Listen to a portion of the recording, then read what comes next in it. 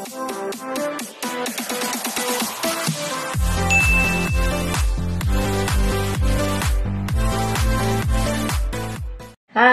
Welcome back sa aking channel. Babati muna ako sa inyo mga penga o tinatanan dyan sa backline. Kumusta na kayo dyan?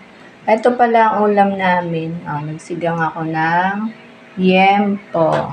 Tsaka naggata ako ng yung maliliit na limasag. Nilagyan ko ng ano ba to?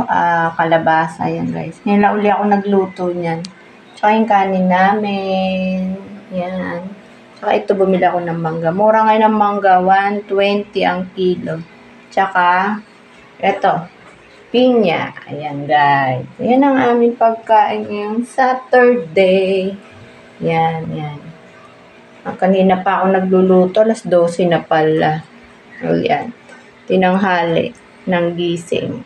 Kasi walang pasok. Pag walang pasok, medyo nagpapatanghali ako. Tsaka umaambon-ambon dito sa amin. Ayoko maambunan. Ito yung aming pagkain, guys. Yummy to. Ito gusto ko. Matagal na ako hindi kumakain nito. Yan. Kaso lang, ang lilit ng alimasag. Ang mahal nga ng kilo, 280. Ayan. Kalahating kilo lang yung binili ko. Tapos yung kalabasa.